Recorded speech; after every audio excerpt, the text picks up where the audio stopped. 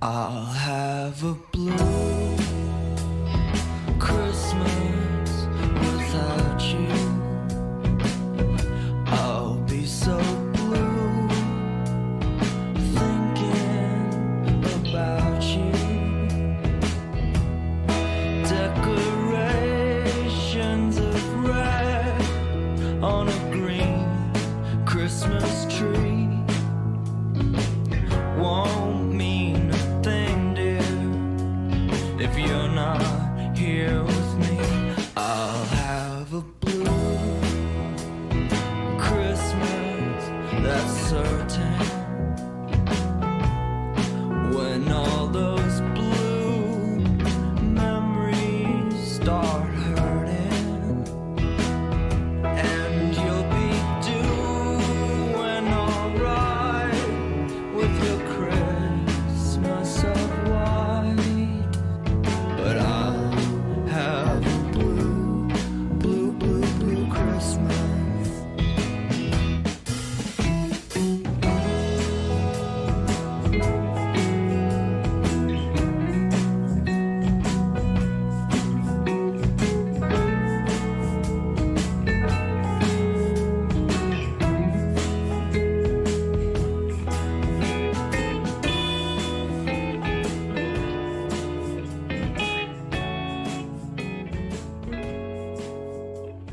God rest ye merry gentlemen, God rest ye, merry gentlemen. whose fleece was white as snow.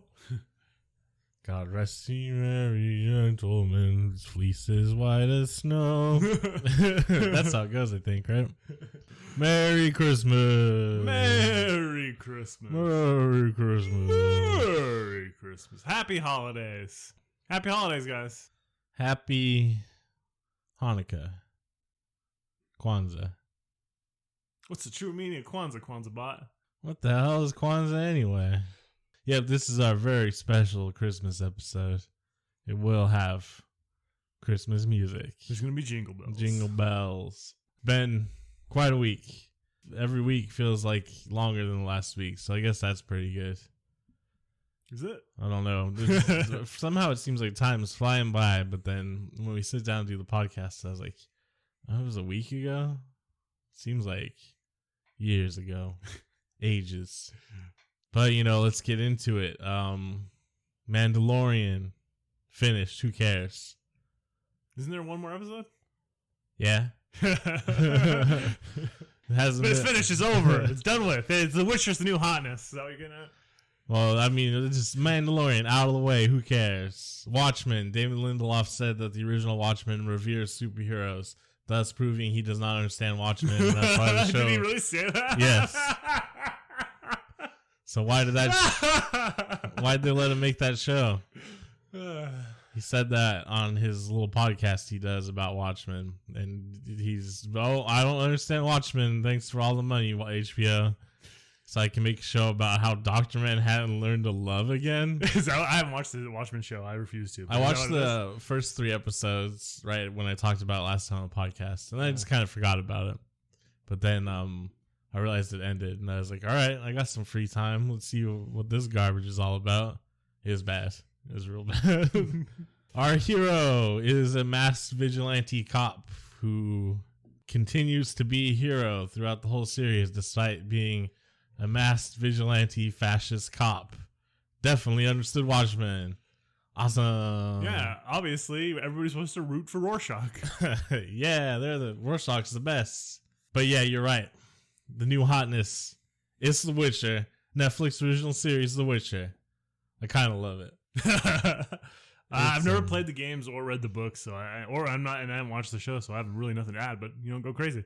So there's this problem where people will like things that you hate.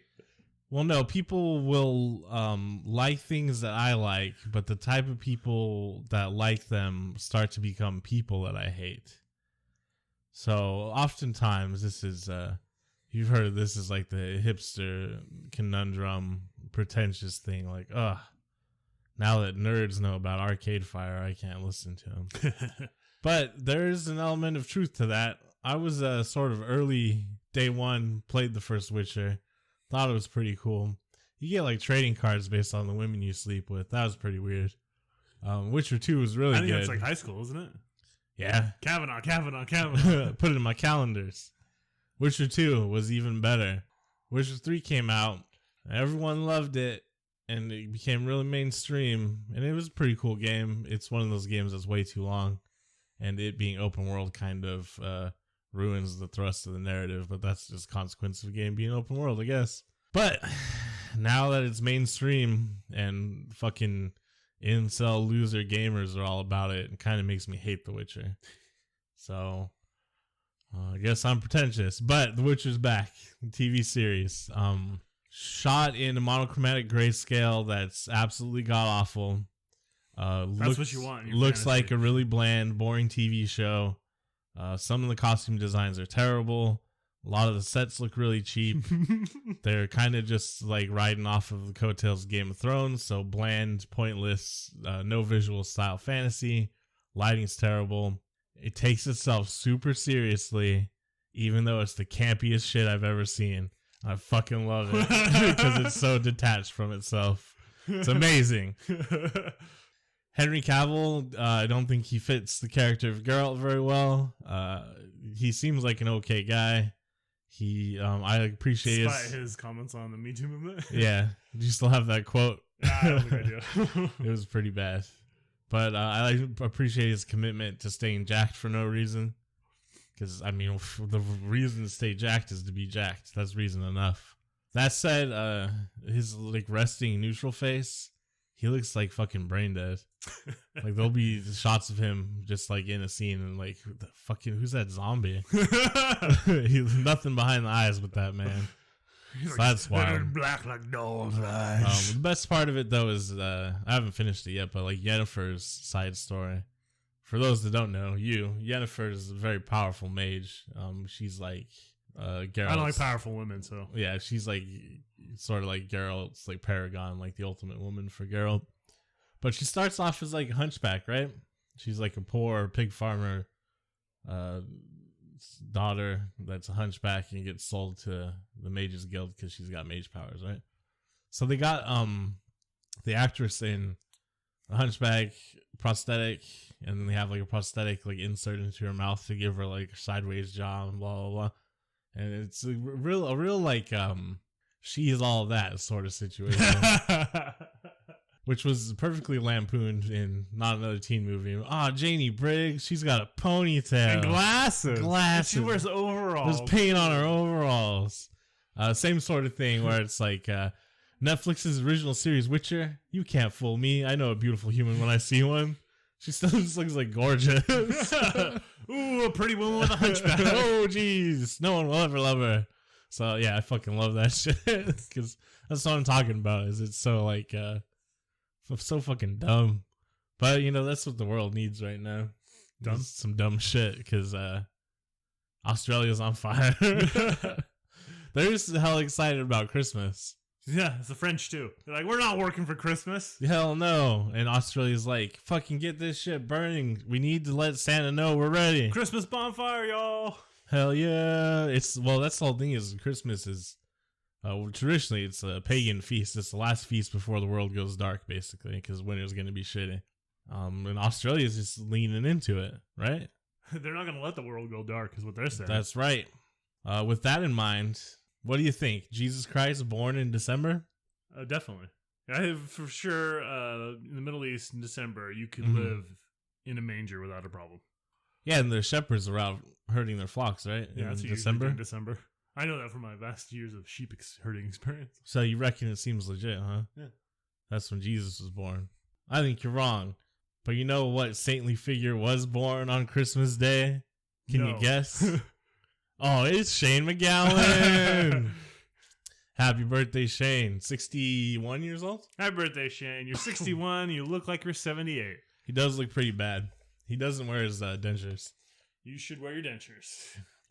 Yeah, come on, man. Someone spent a lot of money on those things. He doesn't like them, though. I understand it. He can get the gin a lot faster without teeth. You don't need teeth for gin. That is true. Apparently, he actually doesn't really drink anymore. So that's crazy. You'd think it would kill him not drinking, right? Yeah, how did he wean himself out of that? I don't know. He's a great man. Better than Jesus. So Great. happy birthday, Shane. Christmas is a celebration of Shane McGowan. Hit it, Shane.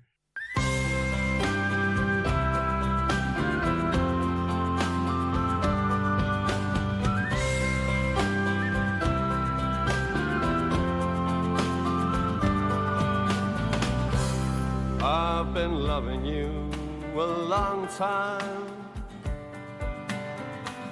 Down all the years, down all the days.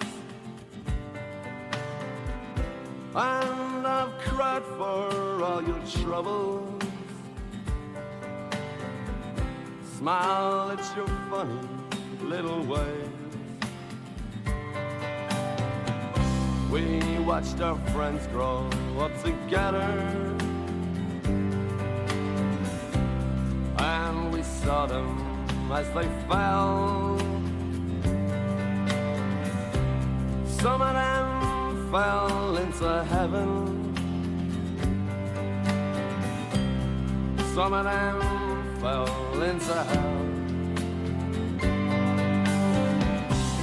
I took shelter from a shower, and I stepped into your arms on a rainy night in Soho. The wind was whistling all its charms. I sang you all my sorrows.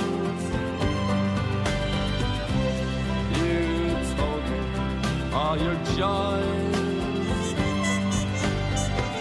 Whatever happened to that old song? To all those little girls and boys.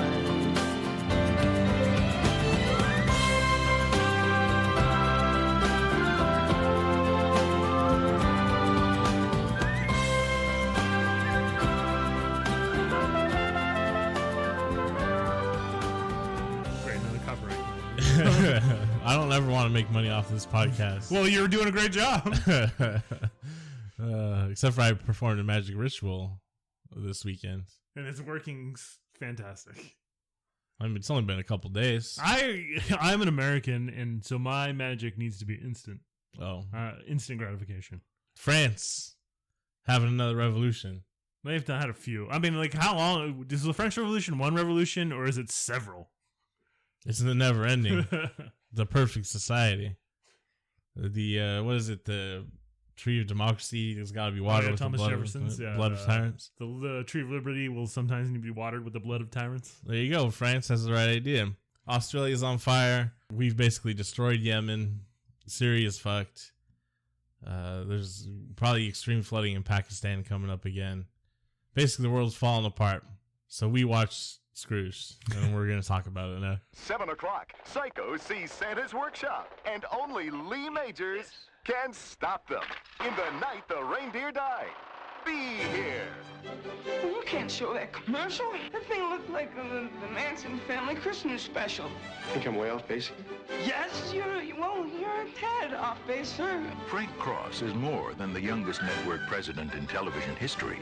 Call security, have them change his locks, and toss him out of the building. Oh, he's fired? It's Christmas. Thank you. Call accounting. Stop his bonus. Oh, watch out. Ah! He's a thoughtful boss, Thanks, boys. Get the nurse. a generous brother, What did he give you last year? I don't remember. A shower curtain. Excuse me, ma'am. I think you dropped something here. and a true humanitarian. I can't get the antlers glued onto this little guy. We tried crazy glue. Have you tried Staples? But his life is about to change. Woo-wee! That was a good one. You are going to be visited by 3 ghosts tomorrow at noon. God, tomorrow's bad for me, Lou. As a matter of fact, the whole rest of the week is a washout. Anyone who thinks he hates Christmas is wrong.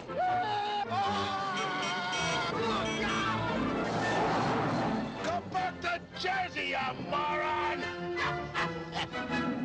It's ghosts he hates. I love that bit!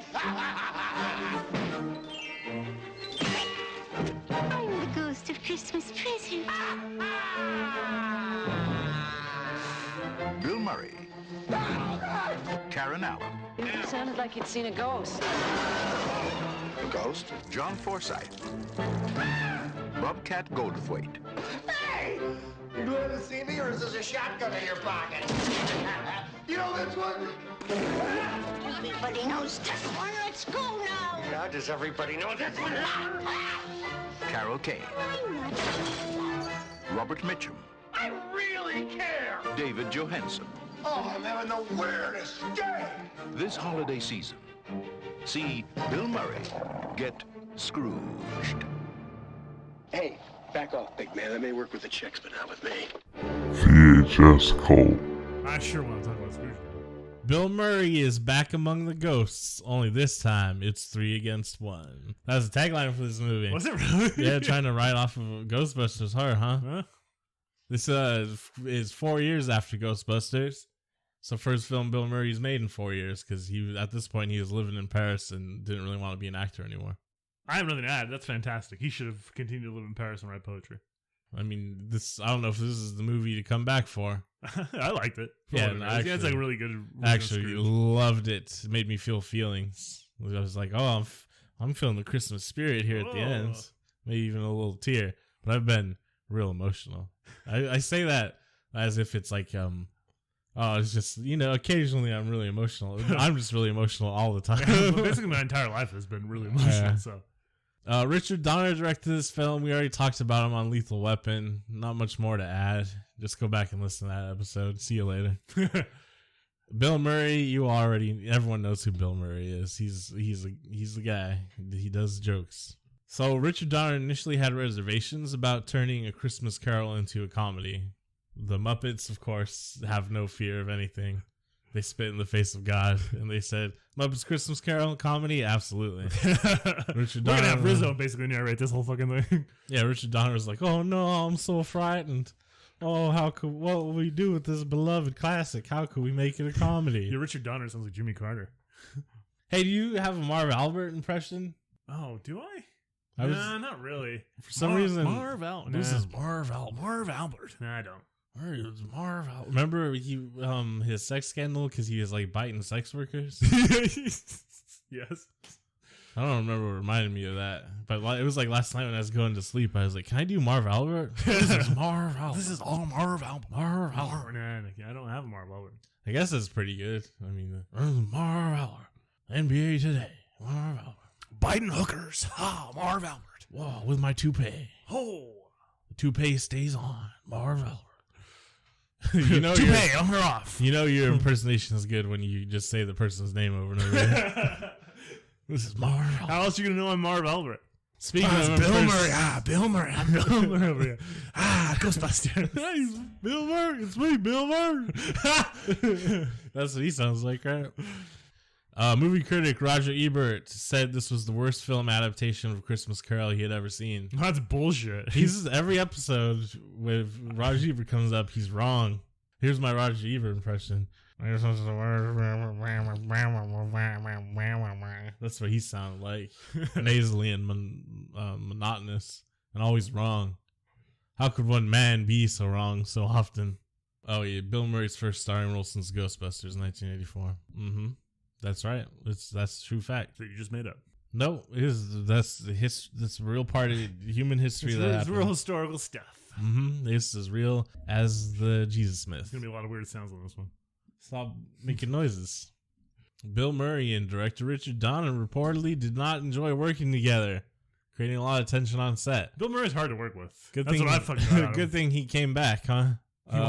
When asked by film critic Roger Ebert if he had any disagreements with Donner, Murray replied, "Only a few, every single minute of the day.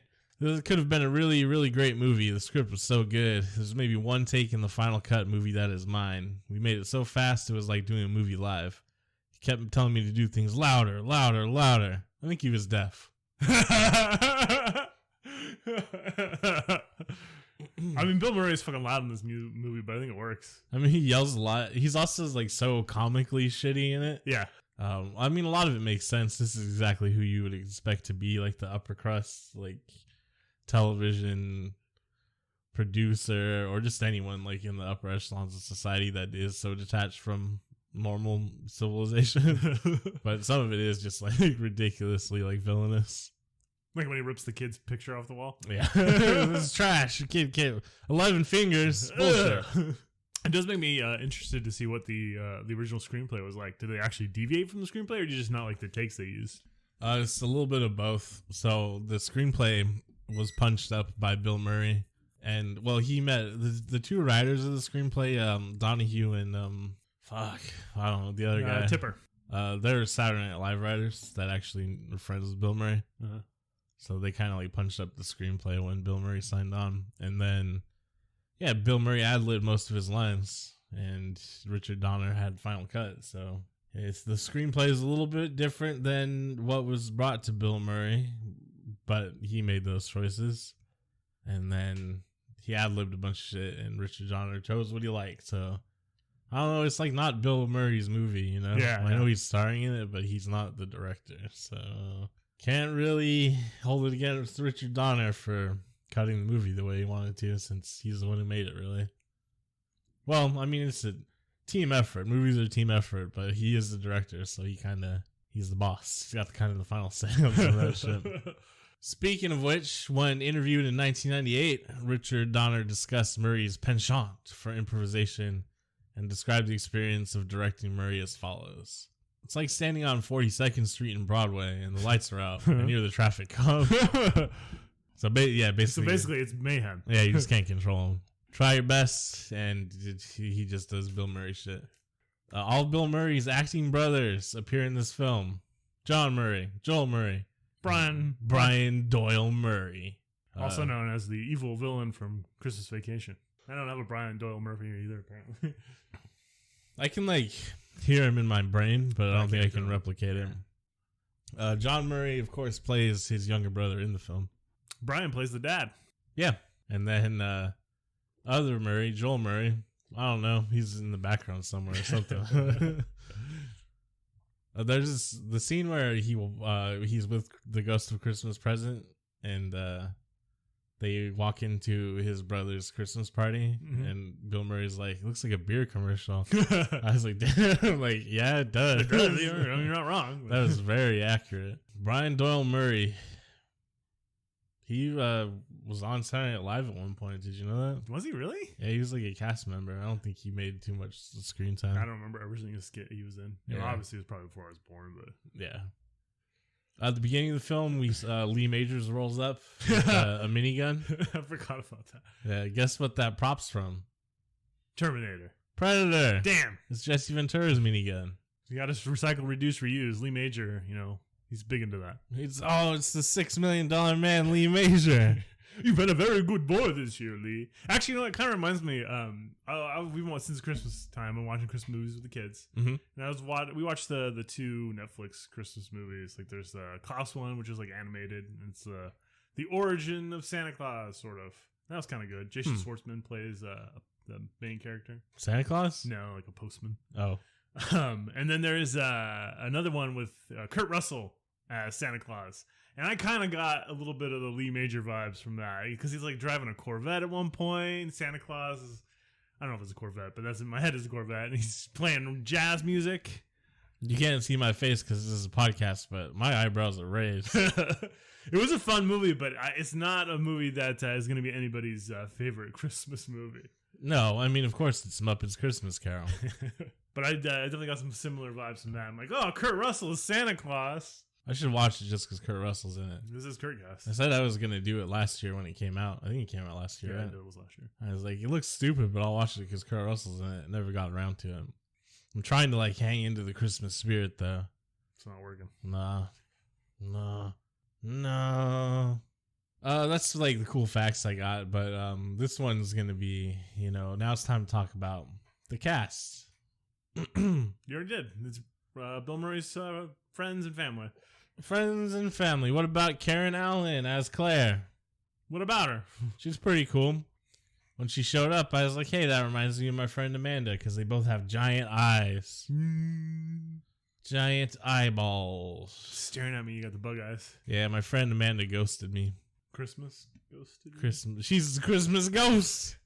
And then, the coolest part of this movie is, of course, the ghost that visited him, right? Yeah. Oh, I like the one is his boss, old friend, the first ghost, and the mouse popping out of the head. Lou Hayward, played by John Forsythe. John Forsythe is another guy that has a very dynamic voice that I wish I could do an impersonation of. You gotta start working on it. Yeah. I remember when we were kids, we used to be really good at doing impersonations and accents and stuff when we were younger. And I just got out of the habit of doing it. Yeah. Now I'm not very good. I'm not as good as I was as a kid, but I still have some of it. I don't know what the purpose is of being good at it, but maybe it'll make the podcast more entertaining and I can do voiceover work.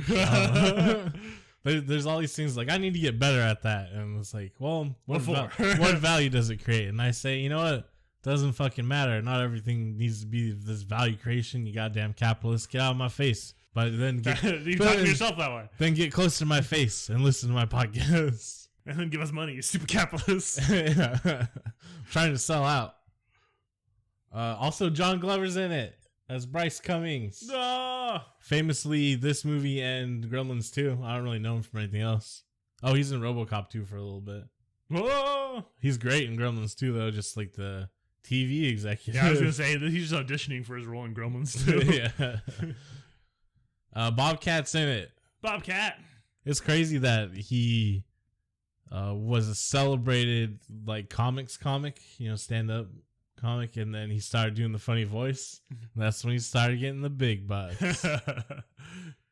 That's what I'm trying to do. I'm trying to sell out like Bobcat. Start doing a funny voice. I'm the mayor of the town. Yeah, well, I remember when I was a kid, I thought he actually talked like that. And it's like, how ridiculous. That would be funny if that it was his actual voice. No one talks like that. He made a Sasquatch movie. It's actually pretty good. He made a lot of movies. I think we talked about this on the podcast. Oh, yeah. Or if not, we've definitely talked about it not on the podcast. Maybe, but Bobcat's cool. I like Bobcat. Then the ghosts, we got David Johansen from the New York Dolls and Carol Kane from Being Funny. There's a joke in here. They're playing categories or some shit, and they're talking about Addams Family. Like, what musical instrument does Lurch play? Carol Kane goes on to play the grandma in Addams Family. Oh yeah, she does in the remake. Yeah, those are good movies too. So that's cool, huh? That's cool. Carol Kane is great in this. For some reason, I find her very attractive. So, I don't know. Make of that what you will. Day watch update. Carol Kane, what are you up to? Following the breakup of the New York Dolls, bassist Arthur Kane had fallen on hard times, envious of the success of his fellow bandmates. Kane was in his apartment watching this film when he saw David Johansen's appearance on screen as the Ghost of Christmas Past. This pushed him over the edge and resulted in him in attempting suicide by jumping out of his third-story apartment window.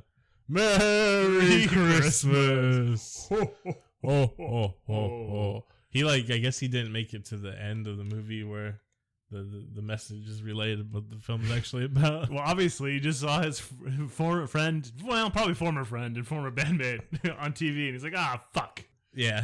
David Johansen had a short-lived acting career, very memorable, specifically this film. He's a pretty cool guy, though. I like the New York Dolls a lot. Do you like the New York Dolls? Who doesn't like the New York Dolls? Yeah, they're like proto-punk. They're like inspiration for a lot of early punk his bands. biggest hit, though? Oh. Hot. Yeah, feeling hot. Holy shit, I forgot he did that. As soon as you said that, I was like, oh yeah, it's some goofy shit. Yeah, he didn't have the voice for it, really. When I was a kid, I got him and Tom Waits confused. Not anymore, though, because, I don't know. Because of time. Yeah, now I'm more familiar with Tom Waits. What did you think of this film? I already told you. I thought it was great. I loved it. Filmo movie. It's been a long time since I watched it. A real long time. Maybe since I was a kid. And I've wondered why I have not watched it in previous Christmases. Yeah, I actually watched it a couple years ago for Christmas time with the girl I was dating at the time. The gorilla you were dating at the No, time? the girl, the woman. Oh, I heard gorilla. And I was like, hey, this is still pretty good. I really like the spooky ghosts. So his boss shows up, and I love the gag of the mouse being in his head and gets the golf ball out. Great makeup effects. I love it. I love Death at the end, the Ghost of Christmas Future. He's got a TV screen face. His people's souls trapped in his chest. Yeah, I like Bill Murray's like double check on it. But there's a scene when they're getting off the elevator, the Ghost of Christmas Future and Bill Murray, and he does not have the TV face in that shot. He's got like a weird mask. Yeah, I saw that. I'm like, what's the fuck? What? They're gonna have to patch this like Cats, the movie. And then I like Carol Kane's ghost, where she's just kind of like dressed as a fairy. Yeah, got cheap wings on and stuff. And then there's the part where Bill Murray falls down the stairs and she descends, but you can totally see the strings. Fucking awesome. And then David Johansen, they just gave him like elf ears. Fucked up his teeth a little bit. Yeah. Oh no, those are his real teeth. They're not his real teeth. He loves heroin. Hot. Heroin makes me feel hot. John Murray, Bill Murray's brother, doesn't really look like Bill Murray. What do you think of that? I don't know. Wait, it's another Affleck situation, huh? Where Casey Affleck looks like someone shrunk Ben Affleck in the wash. Yeah. Benjamin Affleck. Oh, I had a point I was going to make about the ghosts. I don't know. I guess I don't remember. They were pretty cool. And shit. Going places on this one. Mm-hmm. Merry Christmas. Merry Christmas. Merry Christmas. It's Christmas time. Did you catch the Trump slight that Bill Murray deals out? And when he's visiting the Ghost of Christmas present, and he is transported to the underground, the basement, and there's the dead guy there. He's like, what is this, Trump Tower? No, I didn't catch that. That's pretty good, though. Yeah, for those listening who didn't become politically active until 2016, Trump has been shit for his entire life. Yeah, or I don't know how people don't realize this, but Donald Trump has been a joke for the entirety of my life. Like, he was never taken seriously by anyone for 30 years, and then he became president. And people all of a sudden were like, "What? Who is this clown?" I said, "Well, no, you know who he is. Come on, he's the fucking asshole from TV and failing at casinos, hotels. It's a fucking joke. Everyone knows he's a joke. What happened? We gotta boycott Scrooged. It's too political." Yeah, you're right. This is a new battleground in the culture war. Yeah, fuck The Last Jedi. Yeah, forget about The Last Jedi. It's Scrooged. Scrooged. Do you know when he went to the homeless shelter? And they all think he's Richard Burton. He does a really good Richard Burton. Well, that's apparently all an inside joke to like some Saturday Night Live skit he did where he was Richard Burton. So it's like a meta joke about it being Bill Murray who does Richard Burton. Them recognizing him as Bill Murray as Richard Burton. Oh, that shit's crazy to me. Oh, my brain. Because it's like 1988 too. That skit probably took place a decade ago. Oh yeah. How's it still relevant? Throw it in this movie and think people are gonna understand it. Maybe they didn't care. They're just having fun with it. Yeah, out there having fun. They're just rocking with it. That's cool, man. I wish people still made movies like that today. Having fun. Yeah, right. Jojo Rabbit. Yeah, they're probably having. They seem like they're having a lot of fun making that movie. They're having a lot of fun making that movie about Nazis. About imaginary Hitler. Yeah. Nice. Yeah, I was being hyperbolic. Obviously, there are still movies that are made with the intent of having fun. They Cats just aren't Star Wars. I was reading that Tom Hooper, when he filmed Les Miserables, didn't use a click track, so during the editing process, it was just like fucking god awful. Oh my god!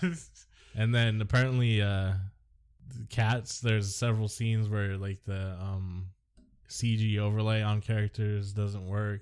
Yeah, they're releasing a patch. Yeah, they're releasing a patch for it. And I was like, this guy, he doesn't know how to make movies, huh?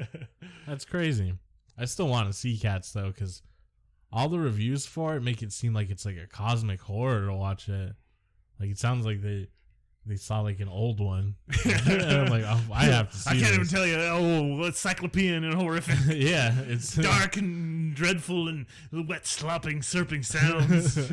Yeah, it seems like they're like shell shocked from it. And I was like, I gotta see this horny cats movie. It can't be that horny, right? The fucking play was fucking ridiculous. I can't imagine that the movie is any better.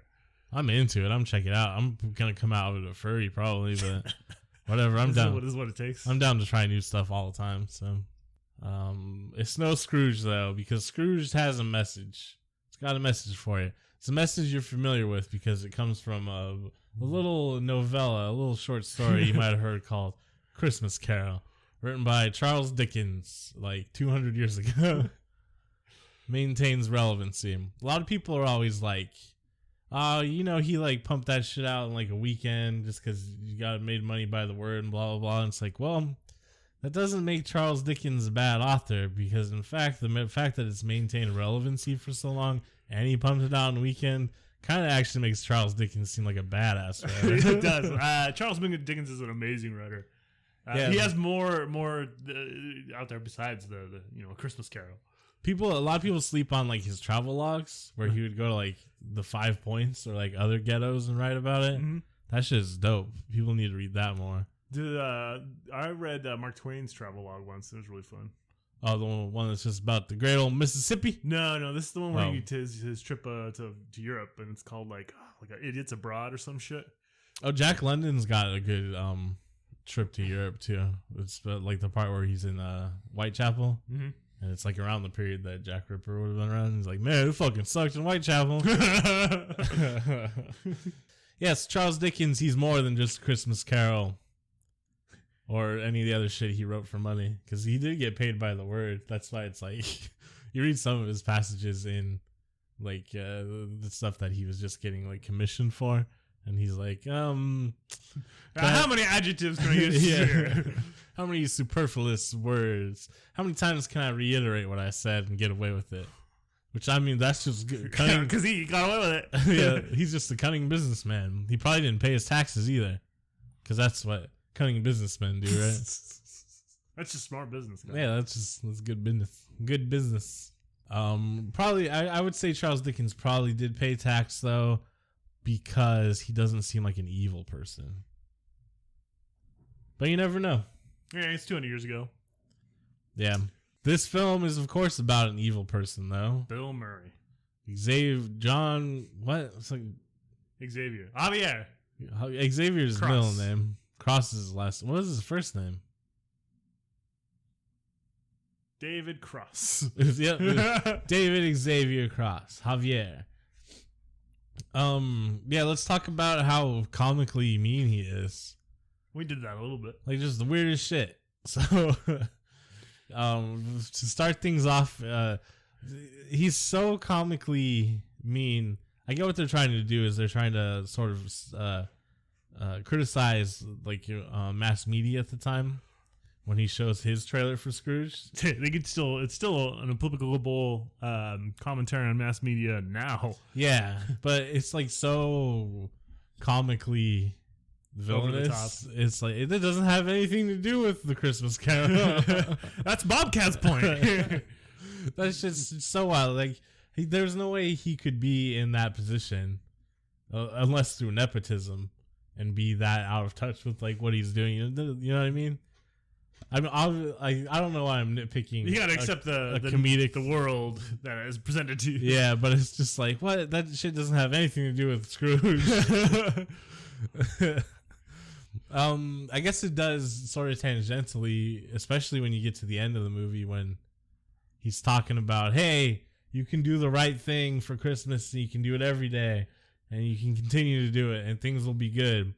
And so it kind of works as a good bookend because the beginning of it is like fucking terrorists in the sky, gunmen on the freeways, blah, blah, blah. Hellscape, pain, torture. But is that the end of a civilization? Is any of that the consequence of the population at large having no care for each other? Yeah, probably. Or is it, I guess probably shooting people on the freeway is. That's such a weird crime. But Henry Lee Lucas, man, he made a whole career out of it. He didn't shoot him on the freeway though. A lot of times he's, rape him and stuff. That's not what this podcast. That's not what this podcast is about. What is this podcast about? 80s movies. I'm having a wild time. I'm having a wild time today. So I did get very touched at the end. It's not, I guess, specific to this film because it's the Christmas Carol story in general. Right. Actually, double feature. I watched this and then I watched Muppets Christmas Carol, and both of them I was like, yeah. But Bill Murray's rant at the end I think is pretty good. We started off the podcast talking about problems in France and Yemen and Syria and Australia and all these sorts of things, and it's like, whatever, it's Christmas time and you're supposed to like pretend to like care about these things, and a lot of times it comes off as just like a performance really just for Christmas, but like there's like truth to it. Like fuck that it being Christmas, it's like the end of the year, it's the last big feast before like things go dark, but then it'll be a new year. Everything is against us as a society right now, and you do gotta help other people out when you can, you know what I mean? Like we kind of gotta stick together or find a way to stick together, because people at the top aren't looking out for us. They like made it to a crossroads where it was gonna be regarding climate change, where it's like, hey, we gotta completely fundamentally change everything and work together to fix this problem, or we can just let a lot of people die. And it seems like they decided that they're gonna be okay with letting a lot of people die. I guess it's scary because like maybe our governments and the people in power have kind of abandoned us to fate. But in France, there's 1 million people out there right now, right? We can do it too. We can that's what I mean. We can stick together and get it done and protect each other and do something. Because people that hold the reins of power don't have any interest in helping us if it doesn't help their bottom line, So there's got to be something more to it. You went on a weird tangent here at the end of the Merry Christmas 80s Movies podcast. That's kind of like real shit though, you know what I mean? It's like, Christmas, Hanukkah, whatever, be thankful and grateful and care for your fellow man. It's like, well, yeah, we got to do it all the time. And it's getting like desperate times, you know what I mean?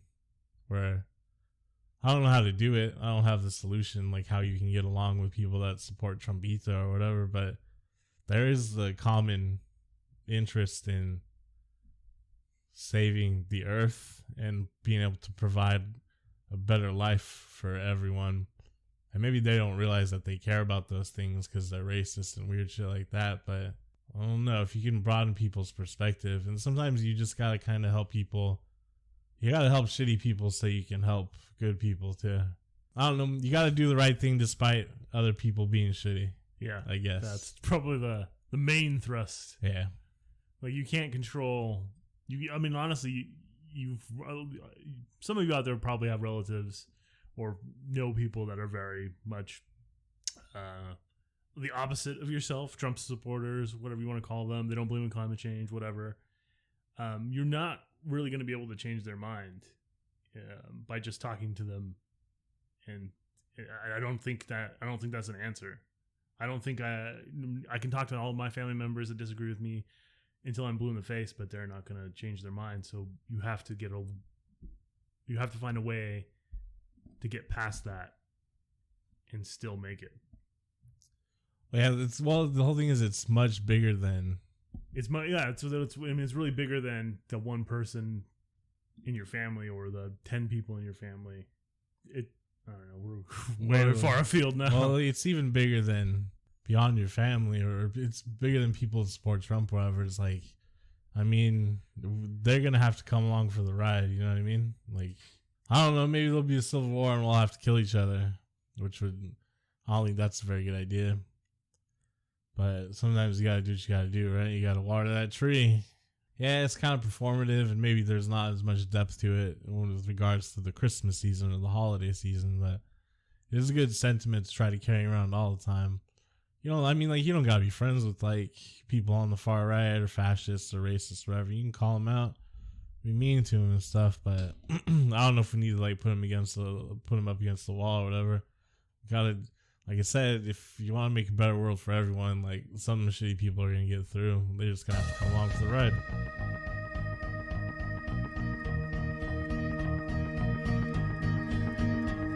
The New World Order reeks of dying empire odor, and changing the channel won't make that go away. As the veneer of democracy fades away, as the world's downsized until it explodes, as the shanty towns piled behind the malls become visible, as the savages on the other side of the wall break through, as everybody from gun-crazy militias to anti-immigrant Nazis to fundamentalist child-raping Christians to gangster rappers to community activists to working families just struggling to put food on the table, all mad at the same thing. Your SUV, me, mission accomplished. Bring them on, buy more stuff. Fight terror, defend freedom so you can buy more stuff. False illusion of a world is going down, motherfucker. Walk off the job. Crime is beautiful. A prank a day keeps the dog leash away. Quit your job. Burn down the mall.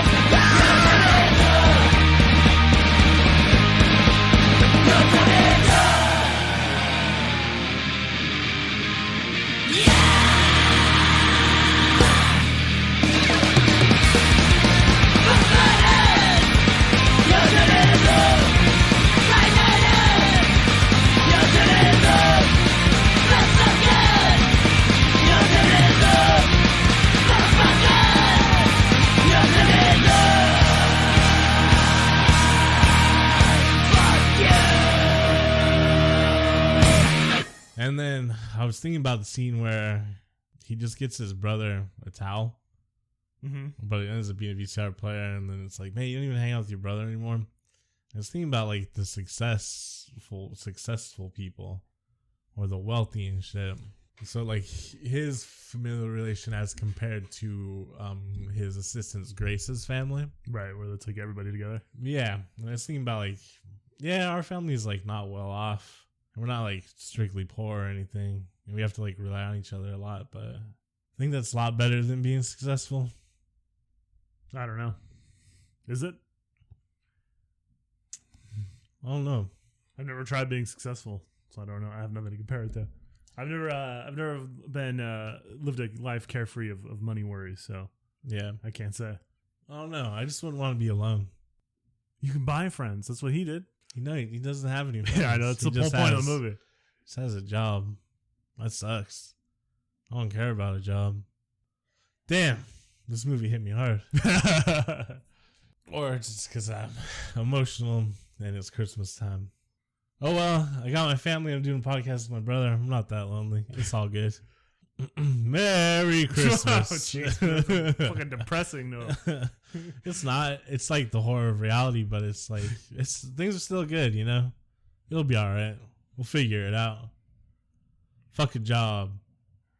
Yeah, well, I agree. Fuck a job, yeah, but then you think, everybody alive. Else wants money for living, so gotta stay alive. You know, one thing that kind of bothers me about this movie, though, and I guess maybe the Christmas Carol story in general, is like it's his own mortality that sort of sets him off at the end. Yeah. And, no one shows up to his funeral because he sucked. And that's still like a selfish impulse he has for that to like finally drive it home. Where he was like, oh man, but no one's going to come to my funeral and I'm going to die. Ah, gee shucks. Gee shucks. I don't know. It goes back to what everybody says, or, the common adage that no one does. There's no truly selfless act. Yeah, I mean, you still get, that's all things you get, like dopamine triggers from like being virtuous to other people in like your tribal group, or just humans in general, since our tribal group has expanded so much. So there's like a natural element to it. And then also part of it too is like reconciling with his girlfriend that he fucking threw away. That'll save the day, I guess. But it does show growth on his part, I guess, right? But the way she is used in the movie is still another one of those situations where it's like, well, this woman will have to save this broken man. Who will save this broken man if not a woman? Yeah, I mean, it's not as bad as most of the examples in age you can think of. Oh yeah, no, I don't want to criticize it too much. Like, I feel like that'd be really nitpicky because it is just like kind of just like a wholesome, like sweet thing. Mm-hmm. That was one of the things that Bill Murray wanted changes about the script is he made the romance more prevalent. It's not one of those romantic situations where it's just in there because, romance for movies. It's actually kind of an integral part to his growth and understanding of himself. So, and it's not like the sole focus of the movie. Really, the sole focus is him coming to terms with what matters in life. Yeah, I don't want to shit on it too much because it's not that bad. It's not like grossly offensive or anything. It's just kind of like, businessman need wife. Also, his boss's last name was Rhinelander. Was it? I didn't catch that. Yeah, he's from the Rhinelands. He likes cats. I got that. Yeah. You know what's interesting is he's talking about how they need to make programming for animals. Yeah. And like now there's like actual there is programming for animals. And he was kind of right because there is like the programming they have for animals is like scientifically tested to be like things that are appealing to them. So and god damn it if it isn't dormice with antlers on their heads. Yeah, there's a market for it, I guess. So that guy was pretty cutting edge. And Bill Murray's just like, this fucking idiot. What does he know? Well, that's why Bill Murray wasn't a great CEO, because he cut up that weird ass fucking Scrooged trailer and then and poo-pooed the cat movies. Yeah. He's like, check out all this science and this research I did. And Bill Murray's like, oh, this fucking crazy old man. We don't need that shit. We need explosions. And kids don't want cats. They want Lee Majors. Well, Lee Majors and sex. He couldn't have predicted all the sex that people required. That's why The Witcher is better than Mandalorian, by the way. Because there's sex? There's no sex in Mandalorian. Star Wars is a completely sexless universe. There's Baby Yoda, though. Yeah, but he's probably a clone, or like they spawn asexual. But what about Ben Solo? They adopted him or some shit. I don't know. He doesn't look like Harrison Ford or Carrie Fisher. Couldn't be me. They barely even kiss. Star Wars is completely sexless. They won't even have Poe and Finn kiss and stuff. Yeah, because they got to market it for the Chinese audience. Apparently China doesn't give a fuck about Star Wars, so they need to stop worrying about that shit. It's underperformed so badly in China. Yeah, I don't... wonder why. China just doesn't care about space Nazis. It's too much dialogue? Don't they have problems? Don't like a lot of heavy dialogue movies don't do well in China? That might be the case. Star Wars, none of this trilogy is heavy in dialogue, though. I haven't seen this one, so I couldn't really... I don't think Force Awakens or The Last Jedi. I just don't think they care about the Star Wars shit. Yeah, because they weren't like little kids when the shit was coming out. Right. They have no it's almost nostalgia. Like the only reason Star Wars exists is for nostalgia marketing purposes. And if you don't have that nostalgia ingrained in you, you don't care about Star Wars? And sometimes even you have it ingrained in you. Yeah. I mean, eventually, we were talking about this before the podcast. Sometimes you got to kind of confront the shit you grew up with and be willing to be like, not for me. Everyone's entitled to like what they like, I guess. But I don't know if you need to cling so hard or put in so much effort into a Disney toy commercial that you like take a political stance on it. Yeah, I mean, like, I don't know, everything is political to a certain extent. We've said that before, and I do believe that. But I think, put things in their proper perspective and maybe don't take Star Wars so seriously. Yeah, it's just a spectacle, big money spectacle. And it's not like it has anything to say or ever really had anything to say. It's just a riff on the classic like myths, right? Which is fine. Fables are great. But it has so little to say that why should it matter? Because there was a lady with a force.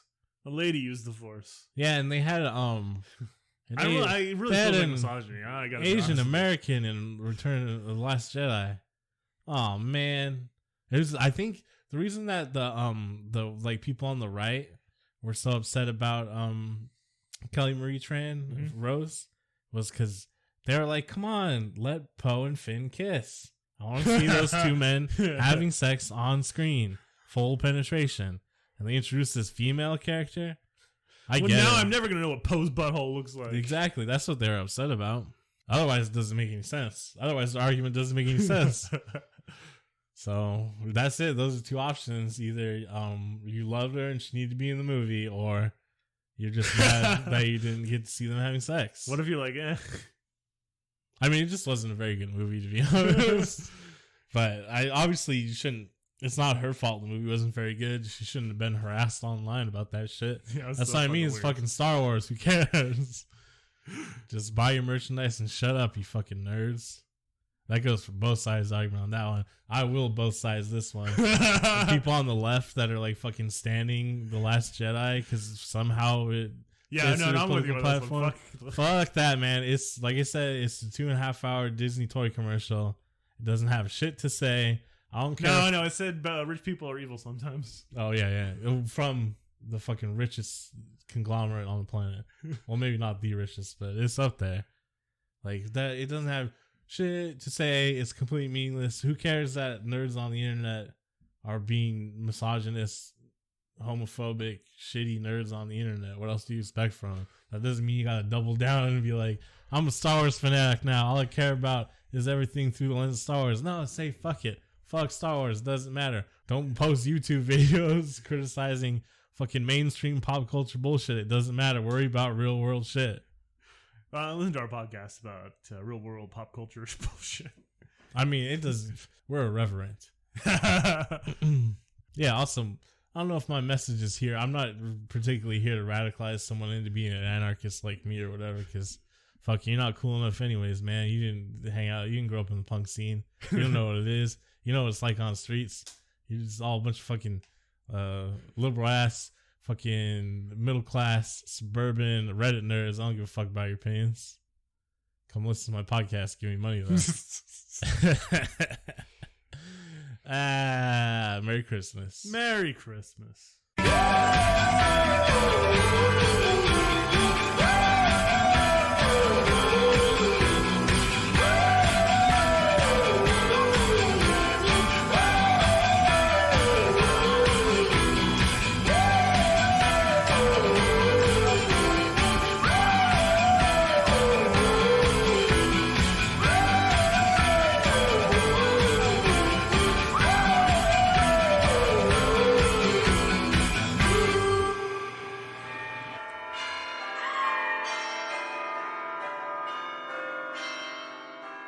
I've had a feeling that we were going to end this podcast talking about Star Wars. I didn't intend to. How'd you?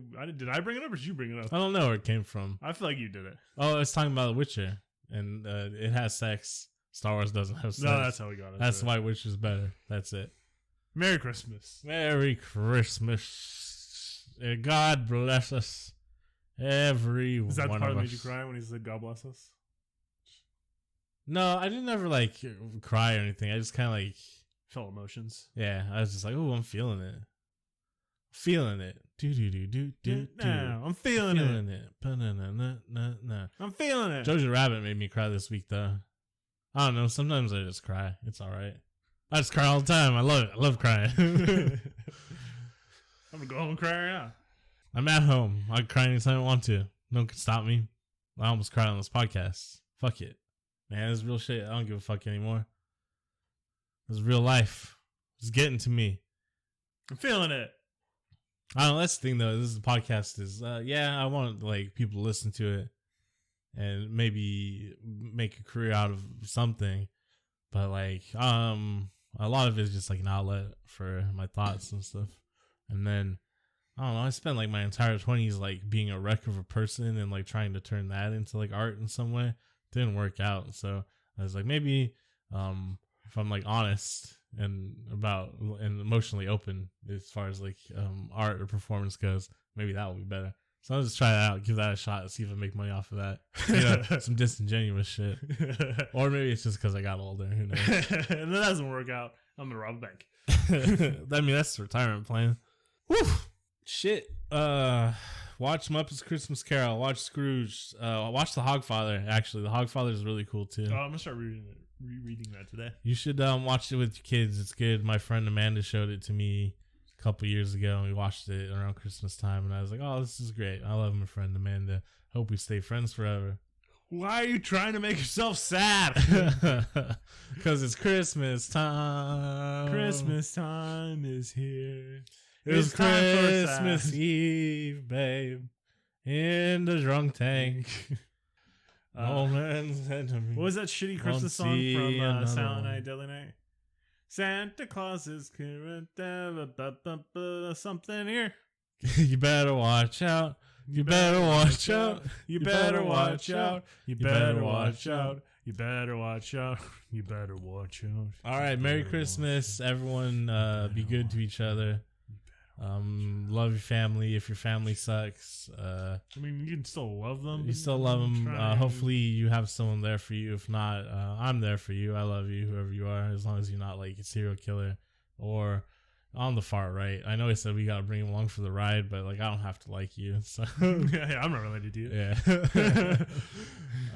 You know, Merry Christmas, Happy Hanukkah, Happy Holidays, Happy New Year. We'll be back on New Year's though with a special surprise called the Road Warrior. It's gonna be dope. I'm the Road Warrior. Go to McVentureProductions.com.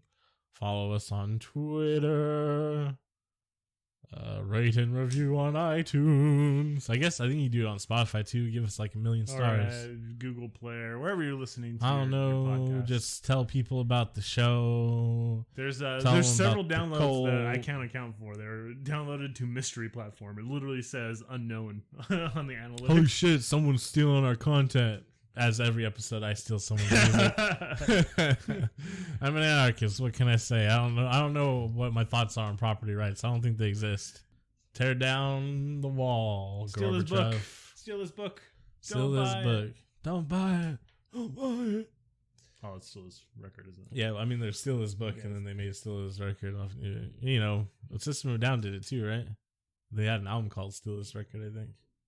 Did they? I don't think know System of a Down.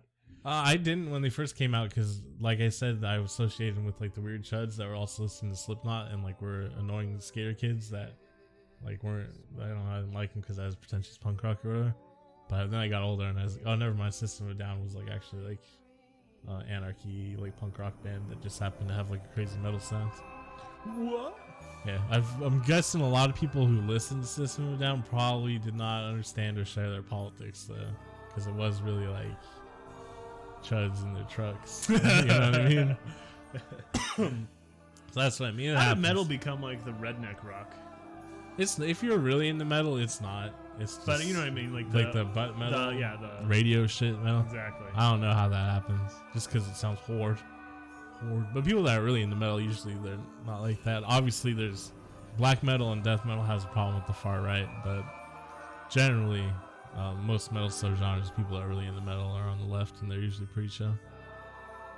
Grindcore is explicitly extreme left, so I guess he's listening to Grindcore if you want to learn about far left shit or this podcast. So tell all your DSA members about this podcast. Have a good Christmas. Merry Christmas. Merry Christmas. God bless us. Productions.com. Merry VHS Christmas.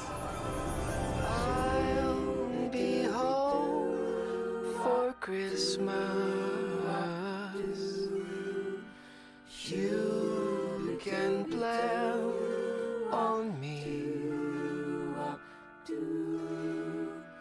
Please have snow and mistletoe and presents on the tree.